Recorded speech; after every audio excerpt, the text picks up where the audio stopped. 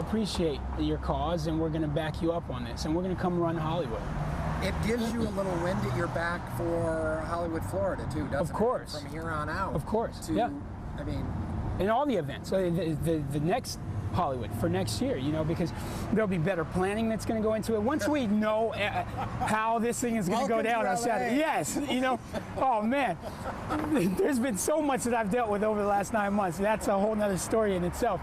But I think once we get through this, and of course, I mean, a first year event, there's always going to be some issues. There'll be mistakes, and as long as people understand, hey, there hasn't been a Hollywood half marathon before. It's a learning experiance for us. How long is a half marathon? 13.1 miles. Okay. Yep, 13.1. You could do it. No, I can't. Yeah, you can.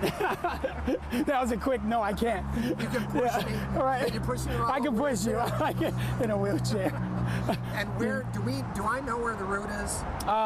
It's going to start at Universal City Walk. Okay. Come down Cahuenga, Highland, turn on Hollywood Boulevard. We'll run all of Hollywood Boulevard down to Sunset, and then go back up, finishing near Universal Studios.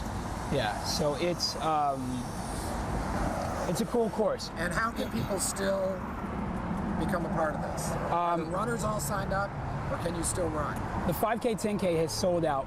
The half marathon, probably by the time this thing airs, will be sold out. So I don't think people will be able to run. Yeah, yeah. But how can they donate? Okay, that's good. That's good. See, they can go on to the HollywoodHalfMarathon.com, and the first tab that shows up, there's a fundraise button, and they can go through and see some of the charities. How many races are involved in this?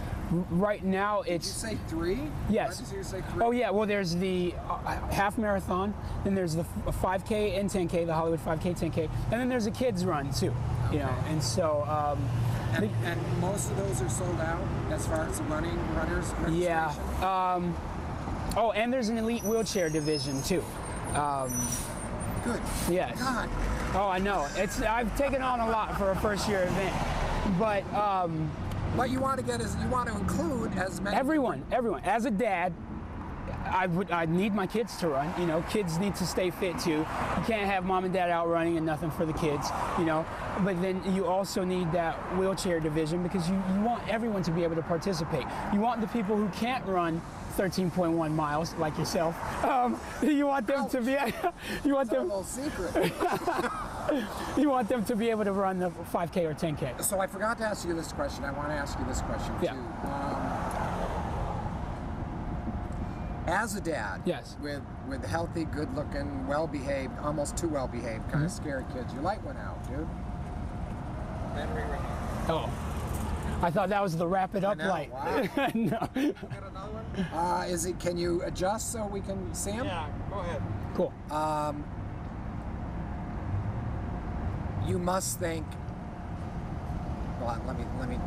As you can tell, my question's kind of rambling. No worries. Oh yeah, no, but it's good. No, I love it. There must be part of you that's like, I don't ever want you to know the kind of life I had to live. At all. And yet, at some point, I want you to know the life I had to live. But right now, I just want to keep you as far away from even that possibility as I possibly can. Right. So that, of course, in you, that's like, oh no. Yeah. You're not even gonna get close to that. Yeah. I don't want my children to ever experience what I went through, but I want them to understand how it can affect someone's life, how much it affected Dad's life. When we were driving up here to the Covenant House today, and you know, it's funny because you don't know that your kids are ever listening to you. And I remember I was having a conversation with my wife, and we were talking about the Covenant House, but we never explained to my daughter what the Covenant House was. And we were driving up, and she's at that very spongy age of course, 6. She's soaking in everything that you say. Yes. So she says, as we're driving up, so Dad, so this is a homeless shelter where kids like me live. I said, I don't think they're as young as you, but yeah, they're homeless. She goes, so they don't have a house outside, but this is a house for all of them. And I said, yeah. And then she said, that sucks. And I was like, why? She said, because they don't have a mom or a dad, you know. And people need to understand that. If a 6-year-old can understand that that sucks, you know, that these kids are in here and this is home for them. I like that she's aware of it. I don't ever want her to experience that, ever, you know, not with me in a shelter or not by herself in a shelter. So yes, there's that protection of, I've got to work hard, I've got to do everything possible in my life to make sure that my kids won't experience that, my wife won't experience that. But at the same time, I want them to know that that sucks, because I want them to grow up with the same type of passion to help that I have for it. And of course, my motivation and my passion is because I lived it. They won't live that, but I still want them to have the same heart for it. I want them to be able to say, my dad experienced that, I'm gonna help, because I don't like that people are experiencing that. You know? Where did your good dad stuff come from? Because you didn't have a good dad. I definitely didn't. It came from not wanting to be that. You know, as a kid, as an 8-year-old kid, having to stand on a chair to cook your own meal or to make top ramen noodles or whatever, and even back then, I remember always telling myself, I would never put my kids through this. Really? I'm gonna do everything that I can to be the best and coolest dad, even back then, at 8. I think that's why I wanted to get married young. If you were to have met me back in college, I was hoping I was gonna meet someone and get married back then. I wanted to start a family at a very young age, because I wanted to, of course, I wanted to correct the wrong. I wanted to see that, well, it was rough for me, and I want to give someone better than that. And at the time, I was doing really great at running. I was on a track scholarship. I felt like I was somewhat stable in my life. I had a job. Of course, getting married back then wouldn't have been a good idea. I'm glad I waited until my late 20s. But I think it really came from when you have an idea of what. I don't want to. Yeah, exactly. I don't want to say he's a bad dad. He just wasn't around, you know. And so. That qualifies. Of course, as a bad dad. Okay, well then he was a bad dad then. No, but that's absent, what it was. Not of so course, good. you were absent.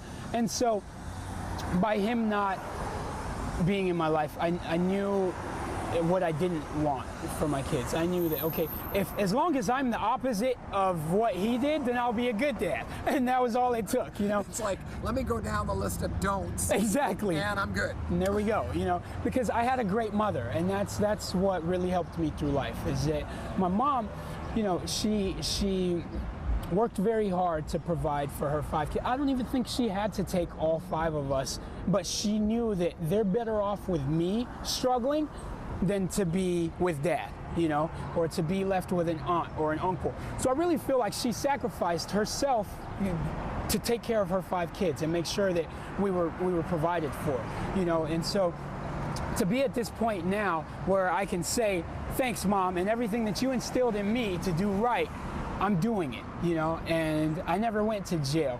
I never abused alcohol. I never abused drugs. I never even used drugs, you know. So to know that all the odds were against me, but she stayed firm to make sure, no, I'm gonna raise 5 great kids. None of her kids have gone to jail. None of her kids are on drugs. How'd you do that out of a homeless shelter? You know, my mom should be the one doing this story right now, because she's a superhero, you know? And I think that's why I've really kept this whole superhero thing around me, because I feel like I've met superheroes and angels all throughout my life. You know, the guy who used to read me the books at the homeless shelter, that was an angel there, because he knew what all the kids in that shelter were going through back then, and he would take time probably out of his busy schedule. I'm just gonna go read to these kids. He wasn't being paid for it. You know, he's just coming down. They need it. And maybe it was an escape for him too from something that he was going through. Who knows, you know? But all that matters was that he was an angel or he was a superhero. And so if other people can pick that up and say, hey, I might not have a lot of money to be able to help these people. I don't have a lot of money to help these people, but I did something. And now it's going to eventually build up to be something bigger than what I even imagined it could have been. And that's really all it takes, is to be able to get up and say, hey, I don't have much, but I'm going to help. And it's working. So it's important that people realize that. You don't have to be a millionaire to come out and help or pledge money for something. Just do what you can. It might be bigger than you think, you know? So just sit with yourself for a minute. Yeah, that's really what it is. How proud are you? I don't think... You haven't taken the time to be proud of yourself. Yeah, it's hard to really soak it in just yet because the event hasn't happened. I got to make sure that I execute and deliver a good event. All eyes are on me right now this Saturday. So yeah, I can't say I'm proud of anything yet until it's all said and done. I could say that I'm proud of. You know what? What's that? And when it's all said and done, you'll be probably concentrate on the next. On the next one. You got to take time to be proud of where you are right now. Yeah. It's tough too, though. I'm sure my cell phone is ringing like crazy right now. My email is going nuts. You don't have time to take any of that in. I think the first slow moment that I'll get is probably 2 or 3 days after the event when I'm sitting in the hospital holding my new baby. That 2 or 3 days? Yes, that close? It's that close to the event. I think that will be the first time I'll be able to say we did it. Because I feel like they come as one. The birth of this race and the birth of the child. When they're both here and they're both safe and they're both successful, I'll say I'm proud at that point. Okay, promise? Promise. You'll take that moment? I will call you and I will say, hey man, I'm proud right now, Kerry. I'm really excited right now. I got my baby here. This event is great.